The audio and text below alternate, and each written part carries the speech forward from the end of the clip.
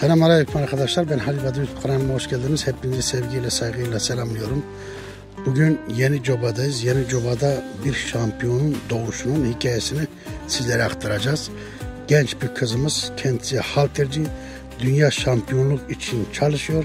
Fakat kimse bu kızımızı tanımıyor. Biz bu kızımızı sizlere tanıtacağız. Hikayesini dinleyeceğiz.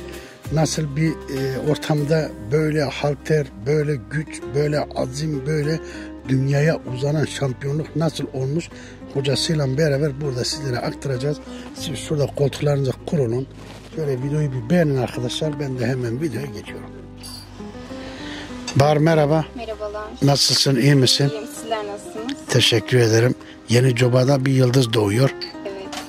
O yıldızı bir tanıyalım lütfen. Merhabalar, ben Bahar Sevim. 18 yaşındayım. 5 yıldır halterciyim. Selçuk Üniversitesi Antrenörlük 2. sınıf öğrencisiyim. 2020 yılında spor lisesini kazandım. Ve ardından haltere başladım. Şu anda da Avrupa üçüncüsüyüm ve branşıma aktif bir şekilde devam ediyorum. Yulia Mahnievska is getting ready. Hadi şampiyonum, hadi kızım. Antrenmandaki gibi üstten binmesin, karşıla omuzlarına kiloya. Derin nefes al. Yallah. Allah! Sakin kızım. Sık kolları. Derin nefes al. Evet, bravo! In third place, with a bronze medal, Bahar Sevim, Turkey, 106 kilograms. In second place, with a silver medal, Peki nereden aklına geldi böyle haltercilik yapmak? Senin yapında mı bu vardı, yoksa kalıbına baktın mı, gücüne baktın mı, karar verdin mi, yoksa birileri mi sana dedi halterci ol? Şimdi 2019 ve 2020 yıllarında spor lisesi hazırlık parkurlarındaydık. Zorlu bir şekilde o parkurdan spor lisesini kazandık ve beni bu parkura hazırlayan antrenörüm devamlı hani güçlü bir kız olduğumu, yapılı bir kız olduğumu, hani güreş, bilek güreşi olsun, normal güreş olsun, halter olsun, bu branşlarda ilerleyebileceğini söylemişti. Ve 2021 yılında dünya şampiyonu bir arkadaşım var, Tuana Süren. Buradan ona çok selamlar söylemek istiyorum. O beni haltere başlattı. Hani böyle bir branşımız var, hocamız var, salonumuz var. Gelmek istersen, hani başlamak istersen sana yardımcı olabilirim demişti. Bu sayede başladım ve 2021 yılında haltere başlamış oldum. Bugünüme kadar devam ediyorum. Son 2 yıldır milli takım kamplarındayım ve Avrupa derecelerine sahip oldum. Aynı zamanda Türkiye derecelerine de devam ediyorum. Eyvallah. Peki hedef neresi? Tabii ki öncelik hedefimiz olimpiyatlar. Şu anda Yıldızlar Avrupa şampiyonuyum. Önümde Gençler Dünya Şampiyonası var. Gençler Dünya'da derece alıp ardından Büyükler Dünya'da derece alıp nasip olursa da olimpiyatlarda derece bekliyoruz. Peki buraya gelene kadar nasıl bir süreç yaşadın? Yani baştan bir anlatabilir misin? Herhalde bir zor süreç içerisinden geçmişsin. İsterseniz bir hocanıza soralım bunları. Tabii ki öncelikle onu sorayım. Evet. Benle beraber Hocanıza bir soralım. Hocam seni bir tanıyalım. Herkese merhaba öncelikle. Burkan Kerpiç. Yenicoba'da yaşıyorum. Beden eğitimi öğretmeniyim burada. Aynı zamanda futbol antrenörlüğü yapıyorum Yenicoba'da. Evet. Bahar'la olan bu beraber çalışma nasıl oldu, nasıl yaşandı? Ben Bahar'ın okuduğu ortaokulda futbol eğitimi yapmaktaydım. Evet. Bahar'la tesadüfen karşılaştım. Bahar'ı keşfetme sürecim şu şekilde başlıyor. Bahar'ın kendi yaşıtlarına göre fiziksel ve güç üstünlüğünü fark ettim kendi yaşıtlarına göre. Bahar'a söyledim, Bahar yani seni spor lisesine hazırlayabiliriz, sana buradan bir yol açabiliriz, hani spor üzerinden gidebilirsin. Hocam ben nasıl yapacağım, nasıl yapabilirim gibi düşünceler içindeydi. Çünkü hiçbir zaman bir öğretmen ya da bir beden eğitimi öğretmeni Bahar'a bu şekilde yaklaşmamış ne yazık ki. Evet. Ben Bahar'a yol gösterici oldum. Bahar da beni dinledi, ailesine durumu anlattı. Biz yolculuğun başlangıcını bu şekilde gerçekleştirdik. Daha sonra buralara kadar geldiniz. Ya serüvenimiz şöyle, tabii ki yolculukta karşılaştığımız bazı problemler gerçekleşti. Malzeme problemiydi, tesis problemiydi. Birçok noktada problem yaşadık. Ama biz bu problemlere aldırış etmeden Bahar ve Bahar gibi birçok sporcunun yolunu açmaya yönelik çocuklarımızı spor lisesi sınavlarına hazırlama sürecini başlattık. Tabii bu serüvende bize yardımcı olan bazı hocalarımız oldu, bazı arkadaşlarımız oldu. İlk başta onları bir antrenman sürecine tabi tuttuk. Bu antrenman sürecini biz bir tesiste başlattık ve o tesiste parkurun kurulmasının yasak olduğunu öğrendik. Bir okul bahçesinde bu parkuru kurmamızın yasak olduğunu söylediler. Biz peki bu parkuru nereye kurduk? Yeniceoba'nın bir spor tesisi var. Spor kulübüne ait bir spor tesisi var. Küçük bir sahada parkuru kurduk. Fazla kullanılmayan bir yerde. Peki biz o parkuru nelerden oluşturduk? Yani burası biraz garip gelecek belki insanlara. İnşaat tahtalarından topladığım eşyalarla ben tahtadan parkur yaptım çocuklara. Çünkü ekipmanımız yoktu. Çok fazla bir ekipmana ihtiyacımız vardı. Ama elimizde ne yazık ki ekipman yoktu. Örneğin evet. Bahar onların hazırlanacağı bir parkur vardı. Parkurun içinde sağlık topları vardı. Sağlık topları işte 3 kilogramla 4 kilogram arası değişiyor. Biz o sağlık toplarını patlamış basketbol toplarının içine kum doldurarak yaptık. Bir şey var, denge tahtası var. 5 metrelik bir denge tahtası var. Ben o denge tahtasını inşaat malzemelerinden oluşturdum. Ne yazık ki böyle sıkıntılar içine girdik. Slalom çubuklarına ihtiyacımız vardı. Basketbol topuyla slalom çubuklarının 6 tane slalom çubuğa ihtiyaçları vardı. Onu da inşaat tahtalarından gerçekleştirdik. Yani birçok eşyayı ne yazık ki tahtalardan oluşturduk. Böyle bir sıkıntılı süreç. Tabii bu bizim yılmamıza sebep oluyor muydu? Tabii ki hayır. Daha çok kamçılanmamıza, daha çok hedefimizi en yükseğe yerleştirmemize sebep oluyordu. İdealist yapımızı daha da üst seviyeye getiriyordu. Malzeme konusunda dediğim gibi Bahar'ı hazırlarken bazı problemlerle karşılaşıyorduk. Nasıl işte profesyonel bir malzemeye ihtiyacımız vardı. Örneğin işte parkurun başlangıcında fotosel vardı. Ne yazık ki biz o fotoseli alacak gücümüz yoktu. Maddi problemler yaşıyorduk. Dediğim gibi parkuru tahtalardan oluşturduk. Tahtalardan oluşturduğumuzu parkuru sürekli taşımak zorunda kalıyorduk. İçeriye koyuyoruz çünkü çalınma gibi bir durum olabilir. 3 aylık bir süreçte sürekli biz o parkuru kurup kaldırıyorduk. Peki biz bu emeğin karşılığında hedeflediğimiz noktaya ulaşabildik mi? Hani hedeflediğimiz noktaya Bahar ve diğer sporcuları götürebildik mi? Tabii ki. Bunun sonucunda Bahar Konya Spor Lisesi'ni kazandı. Dereceyle yerleşti. Bahar'ın asıl başarı serüveni orada başlıyor. Büyük bir başarı elde etti. Konya Spor Lisesi'ne yerleşerek. Bu şekilde devam etti. Peki başarının haberini nasıl aldınız? Başarının haberini nasıl aldık?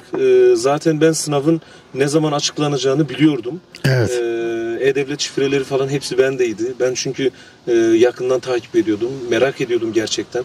İlk senemizde hazırladığımız sporculara bu başarıyı kazandırabilecek miyiz? Yetiştirdiğimiz, emek verdiğimiz sporcuları hedeflediğimiz noktaya ulaştırabilecek miyiz diye. Gece yarısı saat 12.30-1 gibi sisteme girdim. Sistemden bir baktım.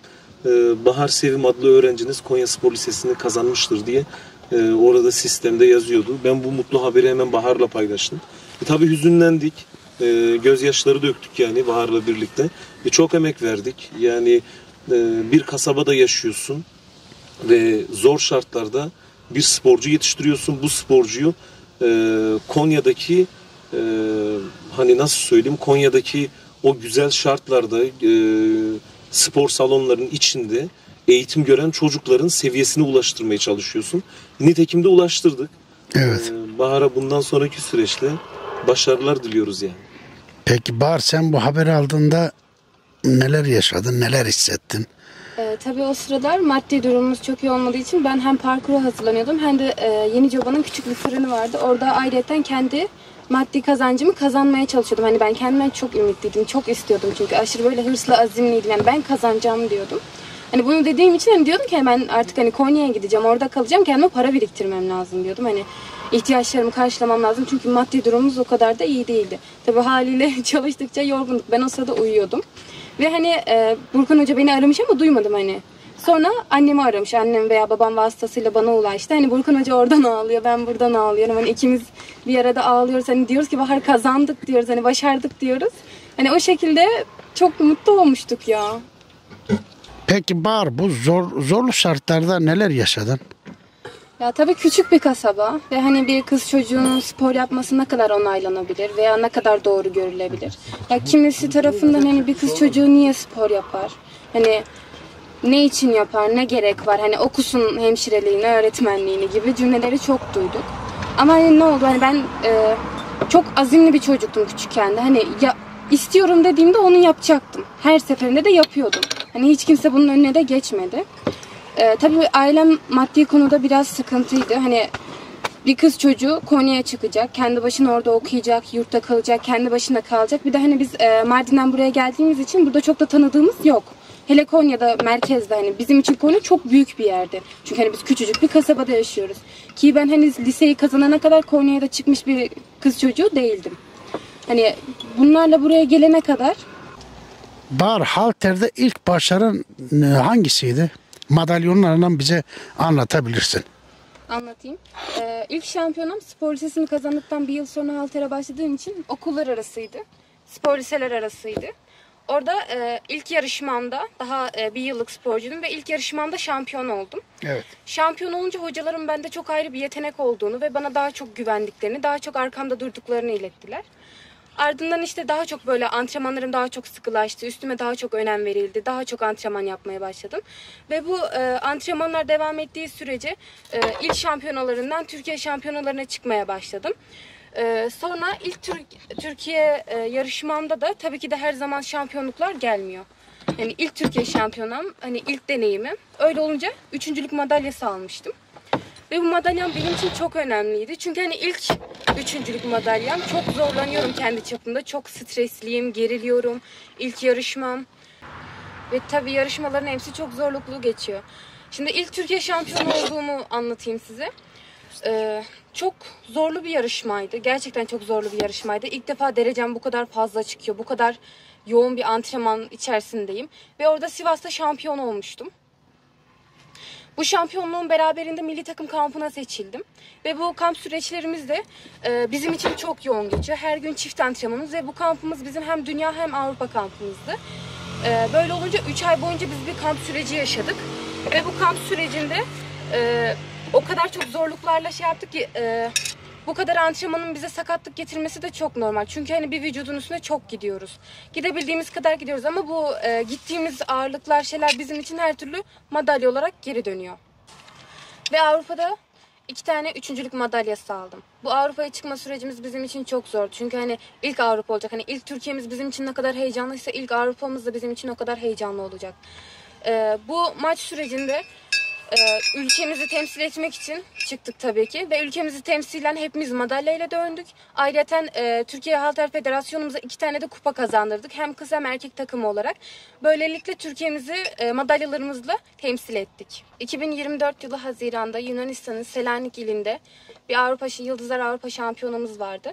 Orada 2 tane üçüncülük madalyası alarak şampiyon oldum.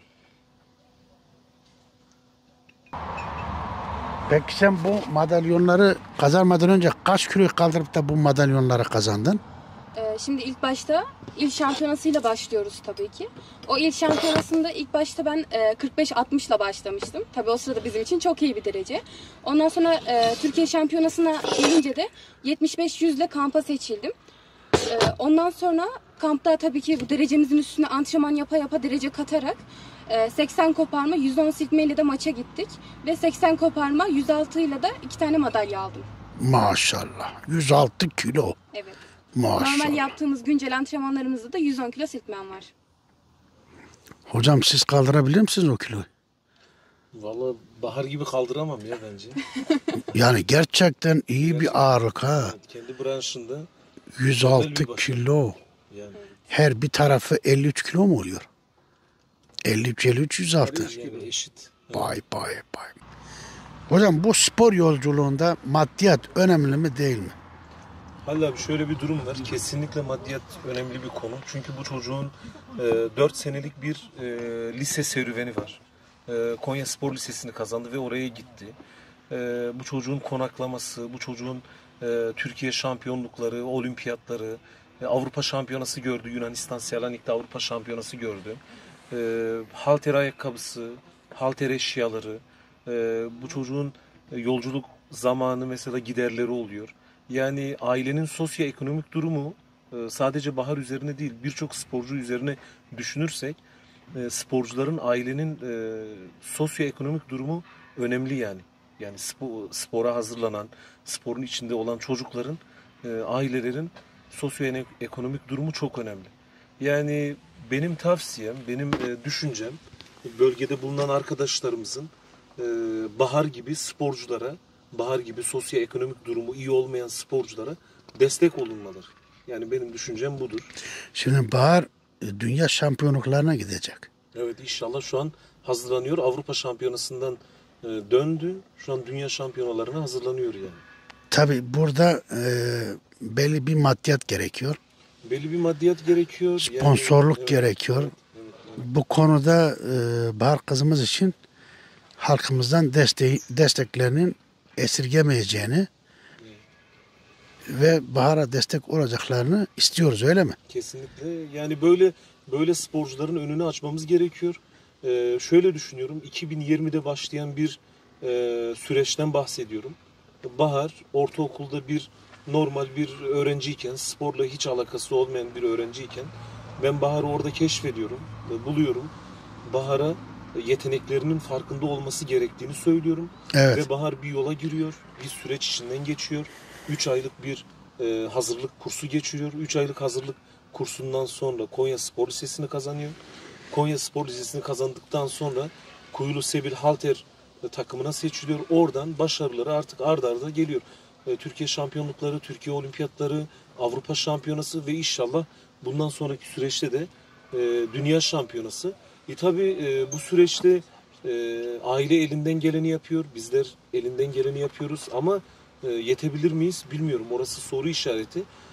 Yani böyle sporcuların desteklenmesi gerektiğini düşünüyorum. Böyle sporcuların elinden tutulması gerektiğini düşünüyorum. Çünkü bölgemizi temsil ediyor. Türkiye'yi temsil ediyor dışarıda. Yunanistan'ın Selanik kentinde yapılan U15 ve Yıldızlar Avrupa Şampiyonası'nda 2 tane üçüncülük madalyası alarak Türkiye'yi temsil eden Bahar Sevim, 106 kilo silkme kaldırarak başarı elde etti. Başarısının ardından Bahar Sevim yaptığı açıklamada, "Başardım, 3 aylık zorlu bir kamp süreci geçirdim. İyisiyle kötüsüyle sakatlıkları ile ama asla pes etmedim. Ülkemizi 2 tane bronz madalya ile temsil ettim ve hayallerime ulaştım. Çok mutluyum." Bana emeklerinden dolayı yol göstericisi olan Burkan Kerpiç'e, branşımda olan antrenörüm Serap Ünlü'ye, en önemlisi Türkiye Halter Federasyon Başkanımız aynı zamanda antrenörüm Talat Ünlü'ye emeklerinden dolayı teşekkür ederim. Bu gururu sizlere yaşattığım için mutluluk duyarım ifadelerini kullandı.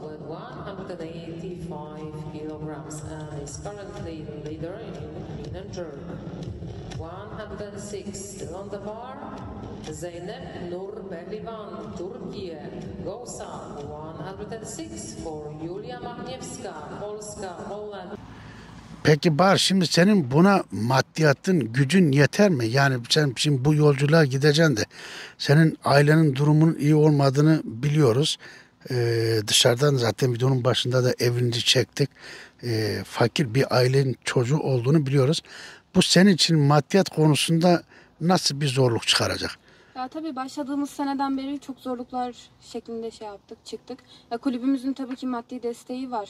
Hani destek elemanlarımız olsun, hani ayakkabılarımız olsun, kemerimiz olsun, bağcıklarımız, bunlar vesaire. Ama bir süre sonra milli takım seviyesine gelince artık hani kendi ihtiyaçlarını kendi karşılaman gerekiyor. Hani bir üst seviye istiyorsan, daha iyi dereceler istiyorsan kendin karşılamak zorundasın. Mesela bizim branşımızda kendimize özel ayakkabılarımız var. Bu ayakkabıların kendine özel tasarımlar olduğu için hani Türkiye'de dahi satışları yok. Yurt dışından getiriyoruz. Ve bu hani hemen hemen bana bir 10.000 liraya kadar yakın bir ayakkabı geliyor. Hani bunu kendi başıma karşılamam biraz kendi açımdan çok zor. Hani zor değil, çok zor. Bunu kendim karşılayamam tabii ki. Ama eğer hani yardım etmek isteyen veya hani yanımda olmak isteyen, maddi manevi olmak isteyen sponsor olmak isteyen arkadaşlarımız varsa çok teşekkür ederim. Peki bize vereceğin bir iletişim numarası var mı? Tabii ki var. Numaranı alalım. Yardım etmek isteyen, sponsor olmak isteyen sana ulaşsın. Sen de artık hocana mı yönlendirirsin? Kendin mi konuşursun? Önce bir senin numaranı bir alalım. Tamam. 539 544 78 47. Bir daha söyleyelim yüksek sesten. 539 544 78 47. Tamam, teşekkür ederim. Ben Sağ ol. teşekkür ederim. Var genç bir kız olarak kaç yaşındaydın? 18. 18. Genç bir kız olarak sen bu dünya şampiyonluğunu kazanmaya inanıyor musun? Veya kazanman için ne olması gerekiyor? Maddi, manevi her şekilde yanımda olmalarınızı çok isterim. Yanımda olan olmayan herkese de çok teşekkür ederim. Bunca yıldır, yaklaşık 5 yıldır verdiğim emeğin karşılığını gerçekten alacağımı hissediyorum. Ve bu madalyayı gerçekten alıp size armağan etmeyi çok istiyorum. Bunun için yanımda olduğunuz için olan olmayan herkese çok teşekkür ederim. Ama bu istediğim şeyi elde etmem için maddi ve manevi olarak yanımda olmanızı çok isterim. Biz de sana dua edeceğiz. Paramız yoksa duamız var. Dualarınız bile benim için çok yeterli. Çok teşekkür ederim. Eyvallah, teşekkürler, sağ olasın. Arkadaşlar şimdi biz burada bir video çektik. Bizim burada bir başarılı bir kız kardeşimiz var. İnşallah benim takipçilerim benim yüzümü kara çıkarmazlar. Bana da güvendiklerini biliyorum. Bana da inandıklarını biliyorum. Boş videoları çekmeyeceğimi de biliyorlar. Bu kız kardeşimiz bir dünya şampiyonluğuna doğru ilerleyen bir kızımızdır. Şu anlık 106 kiloyu kaldırabilen 18 yaşında bir genç kızımız. Ve biz bunun başarısı için biz de buna vesile olacağız. Hatta ilk yardımı da ben yapacağım. Ancak elimden 3000 TL gelir kızım. Ben senin IBAN'ına 3000 TL atacağım. Tamam. Başlangıç benden gelsin. Herkesin önünde söz veriyorum. Lütfen sizler de Bahar'ı arayarak telefon numarasını söyledi. Bahar'a ulaşamazsanız da Burkan'ı tanıyan hocasına ulaşabilirler. Bu genç kızımıza destek verelim. İnşallah onun dünya şampiyonluk madalyosunu da hep beraber alırız. Hep beraber kutlarız. Kendinize iyi bakın. Allah'a emanet olun. Hepinizi seviyoruz. Görüşürüz. Bay bay.